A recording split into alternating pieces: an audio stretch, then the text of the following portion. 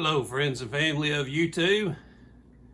If you're new to my channel right about now, you're probably thinking, man, I don't know if I can stand to listen to this guy's accent. Hey, I can totally relate. I like to watch a lot of gardening shows, a lot of gardening channels here on YouTube. And last night I got to watching this British guy.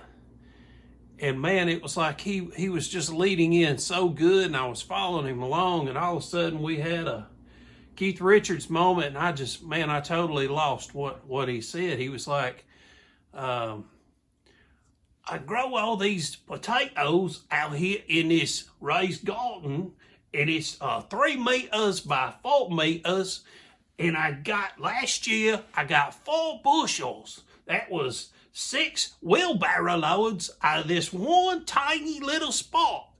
And what I did to get all of this was just add just a little bit of, I sprinkled some salt all over the potatoes. And I was like, man, what in the world did he say? And of course I rewound it, and it's like, and all I did was sprinkle some all over the potatoes. And I rewound it. I have no idea what in the world the guy said. So I know when people watch me, they probably have the same problem. It's just on a different scale. Maybe it's a terminology that I use of a specific word that maybe others don't use. So if y'all run into that, for comical reasons, hey, leave a point down in your comments. You know, leave the minute and seconds. You know, the time mark. Like if it says 3 minutes 45 seconds, leave it down there below. That way I can go back and kind of listen to it myself and be like, yeah, I understand why somebody wouldn't understand that. So anyway, today my house smells up like barbecue. I am cooking some barbecue, and I'm also cooking up some baked beans. So man, my house is smelling righteous, and I'm gonna be putting the barbecue and the baked beans cooking of it on another channel that I have. I have 3 channels. One channel I do nothing but campers and RVs related stuff. This channel I do whatever I feel like doing. And the 3rd channel that I have that I'm speaking of now, it does not have any commercials, and I do a lot of cooking on there, and just some various things. That way, people that get used to a certain thing on my channel, they're not disappointed. That's the whole reason why I have 3 channels. But anyway, I will leave a link down in the show more, and I will also, the first comment on here will also be a link to take you to that other channel. And I'll show you me cooking that barbecue. And I tell you what also is pretty awesome is those baked beans. I'm not a drinker anymore, but I do put some Jack Daniels in my baked beans. And man, you talking about some good stuff. Good grief. Whoo, man, everybody loves my baked beans, and I can see why, man. That stuff's, it's so good. So anyway, today I thought I would share with you, I'll share with you this story of my childhood. And I think I may have told parts of this video, or this story, on a video years and years ago. But this story has a continuation that I have never told before, so I'm going to share it with you today. So, I think I was about 16 years old, and my dad and I had went to an auto parts store in a nearby city, and we were buying some parts for an old car or an old truck or something that we were working on. And, you know, you guys will be able to relate to what I'm about to tell you. As you're standing there waiting for the guy to get your parts, the phone rings. He quits waiting on you, and he picks up the phone. He talks to whoever's on the phone, He will go back, check to see if that part is in stock. He will come back to the phone. He will tell them whether they have it or not. He totally drops you. Even though you're right there, you're wanting to buy stuff, you've done give him the order of what you need. As a guy, this is the most frustrating thing ever, because in my thoughts, the dude on the phone, we don't know if he's really going to buy it or not, but I'm right here wanting to buy something. So anyway, we're standing there for 30 minutes or so waiting to get our parts. And I noticed this thing where you can fill out forms and enter to win a go-kart or some other STP related items that are on this, I don't know what you'd call it, but anyway, that you enter to win. You can either win a go-kart, you can win tickets to a race, you can win keychains, stickers, or some STP oil from Richard Petty. So anyway, as my dad is doing the dealings with the guy behind the counter, I'm thinking, man, I sure would like to win that go-kart over there. So I fill out one of the little 3x5 cards, you know, get it all filled out. And I noticed there's a little sign thing on there, and it's saying 1 entry per person. And I was like, well, ain't nothing wrong with me filling out one and putting my dad's name on it, so I'll put him one in here. And I'll fill out one for my brother and throw it in there, and fill out one for my mom. And yeah, I'm doing the honest thing by not putting a bunch of me in there, because, you know, I feel like they're probably going to pull them out, and if they see a bunch of them with my name, they're probably going to throw all mine away. So I just fill out all my family members, grandparents, anybody I can think of. Well, I've run out of people to put on there, and I thought we had a cat named Richard. And so I thought, well, I'll just go ahead and I'll fill out one for Richard too and stick it in there. Y'all see where this is going, can't you? Now, let me tell you something. Every story I tell on this channel or any channel anywhere, every story is always true. 100% true. I never tell lies. I never tell fake stories. To me, the best stories in life are the true stories. So anyway, so I fill out the form, I put Richard on there and drop it in the box. So anyway, some time had gone by. I don't remember if it was days, weeks, or months, or whatever. But anyway, I come home from school one day, and I was sitting there just minding my own business on the couch, doing whatever kids do after school. And the phone rings, so I go pick it up and do the usual stuff. And whoever's on the other end of the line says, may I speak to Richard, please? And when he said that, I was like, you know, this is kind of funny. I wonder if, you know, somebody's obviously got the wrong number. And then it for whatever reason, it immediately hit me. It was like, hey, this might be somebody from, is either Advance or AutoZone. Anyway. So I said, may I ask who's calling, please? And he said, this is so-and-so with either Advance or AutoZone. I was like, oh, okay. Well, can I take a message? And he said, Richard has won 2 tickets to Talladega Winston 500. And I was like, all right. So I said, would it be okay if his dad stopped in and picked him up? And he's like, yeah, that's fine. So I got off the phone with him, called up my dad, and I said, Dad, you need to go down to the auto parts place and pick up some tickets that we won off of a raffle. And he said, okay. And he said, he remembered me filling out the cards, you know, but I didn't tell him what I did. He said, well, whose name do I tell him? And I said, Richard. So he's like, you mean to tell me I got to go down there and tell him that our cat won? I said, well, I never told him it was the cat. I just told the name Richard. And he's like, okay. So he goes down there and he gets the tickets. And I guess it was that next weekend or so. Anyway, here we go to Talladega. And we've only got 2 tickets, but there's three of us, my dad, myself, and my brother.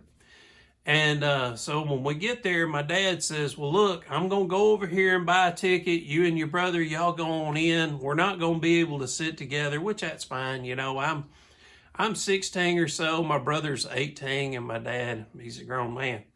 So anyway, as we go in through the gate, and this what I'm about to tell you here is a definite sign of the times. It was the Winston 500. So as you're going through the gate, they ask you, do you want Winston or Winston Lights? And they would hand you a pack of cigarettes. Well, at the time I did smoke. You know, I was playing in a rock band, had a mullet, and drove an old fast car. So it's only right that I did smoke cigarettes. That was part of the gig. You had to. So I generally smoked Marlboro Lights, but I told him, yeah, give me some of those Winston Lights there. They're free. And my brother got him a pack too, and we go inside there. Man, it wouldn't matter if you was a 13-year-old girl toting a baby. They would have gave you a pack of cigarettes and a baby a pack too. Back then, nobody cared. It didn't matter. You know, I don't even know if there was a law at that time. So anyway, we go into, me and my brother, we go sit down, and man, I'm smoking them cigarettes, having a ball, because I'm thinking, you know, my dad, I mean, this place is huge. If you've never been to Talladega, it's huge. So there's no way my dad's going to see me smoking. And funny thing is I knew my dad smoked, and he would always hide it from us because out of respect, he didn't want his kids to see him doing something that he didn't want his kids doing. And I'm pretty sure he knew that I smoked too, but we never talked about it. We never did it in front of each other. So anyway, he's off wherever he's at smoking, and I am too. And before the race would start, you would have pickup trucks, like brand new Fords or brand new Chevrolets, whatever the sponsor for the race was. And they would have these pickup trucks and sometimes convertible cars, but I think on this one they had pickup trucks. Anyway, the drivers would stand in the back of the truck, and as the trucks would drive around the track before the race, they would announce, you know, Richard Petty, you know, and he's waving to the crowd, and here comes Cale Yarborough, and Bobby Allison, Neil Bonnet, you know, Harry Gant. Harry Gant was my man. I liked him. So, anyway, as all the drivers went by, you know, the crowd would go wild, especially for the big names like Richard Petty. And we were there for STP, who had sponsored our tickets. And, of course, Richard Petty was driving the STP car at the time. So that was pretty cool. But anyway, after the drivers had went by, our governor at the time was George Wallace. Now, a lot of people hated George Wallace. Nationwide, people hated George Wallace. But as far as in Alabama and probably Georgia and Mississippi, George Wallace was probably more popular than the president at the time, which at that time, let's see, we were talking about the first term of Reagan. So he was not, I wouldn't say that he was more popular than Reagan in Reagan's later years, but definitely way more popular than Carter. But anyway, George Wallace rode around that track in an extended limousine, and he just rolled down the window and he was waving out to the crowd. You wouldn't believe how wild that crowd went. Now, I know it's a NASCAR event. You're expecting everybody to go real crazy when the popular drivers come by. But it still to this day gives me chills thinking about how crazy the crowd went for George Wallace. I was too young to really understand or know anything about the guy at that time. But looking back and doing some research, he was probably not a good guy. Not a good guy for a lot of things. He was known to be a racist, and then later on, he ended up flipping and using race as a bait and ended up winning again. But anyway, he rode around the track, and he had served so many terms in the state of Alabama. You could only serve 2 terms together. He had done 2 terms. He got his wife, Lurleen, to run. Everybody knew it was basically him. She won, and then after she won, he run again, and of course he won again. But he run for president, and oddly enough, like how Trump has the Make America Great Again slogan, well, George Wallace, his slogan was stand up for America. And back then he could stand up, but during the run for political office, he was shot and he was never able to stand up again. So that was kind of ironic. But anyway, let's get back to the story of the racetrack and everything. But so we got to watch the race, and man, it was good. But the main thing I wanted to get out there was the story about a cat named Richard. Because what else happened was, rewind to just 2 years ago. Now, the cat Richard was, man, you're talking, I don't know, close to 30 years ago we had Richard. Richard lived to be 21 years old. So we had Richard during my teens, my 20s, and 30s. but anyway, it was a Siamese cat. So rewind to 2 years ago. Richard been dead for 15 years or so. And I'm over in Ukraine. And I was in the city of Kiev. And I met this girl out on the streets.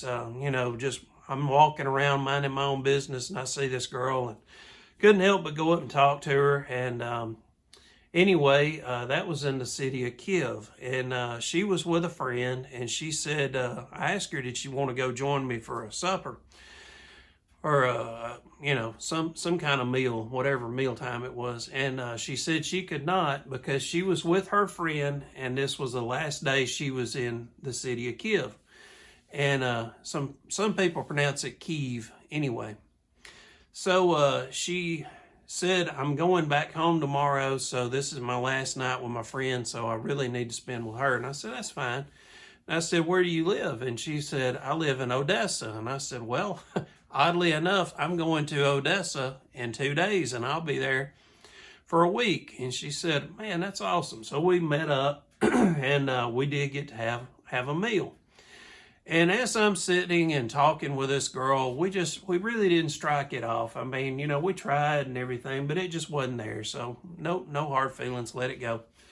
But as we got to the end of some of our, I like to this and I like to that. I have a dog, I have a cat.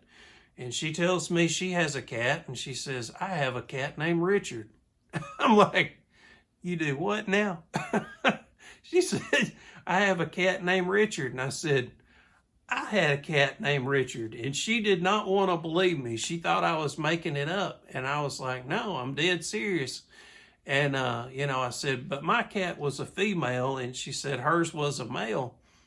And I said, I didn't realize the name Richard was a common name in Ukraine. And she said, it's not. So it was really odd that she named her cat Richard. And even more odd that she was in Kiev and then going to Odessa the same as me. So thought that was pretty neat. But you never know what you're going to run into in life. And it's weird how sometimes some of those small things, you think, wow, that's cool that we got that in common. But that's where it stopped. That was the only thing she and I had in common. Kind of like I'd met a girl one time years and years ago, and we tried to date, and we dated for about 2 weeks, but she and I both had the exact same birthmark on our arm, and me and my dad have the same birthmark, and she and her dad had the same birthmark, but that was the only thing we had in common. I mean, that was our relationship never really got beyond that. Well, anyway, folks, I've taken up enough of your time. But anyway, don't forget, I will leave a link to the other channel showing how I made the barbecue and the baked beans with the The Jack Daniels will come out later on, probably a couple of days, maybe a week later. But man, I'd love to have you join those channels. All three of my channels would be awesome. Love to hear your comments. Don't forget, if there was anything I said you didn't understand, leave a timestamp in the comments down below so that you can tell me what it was that you didn't understand. And to me, I think it's going to be funny because I've heard this accent all my life. I don't think anything about it. I don't try to put on, but I know that not everybody probably understands everything I say. Anyway, thanks again, folks. I appreciate y'all spending some time with me. Hope to see y'all again real soon. Y'all take care. Bye-bye.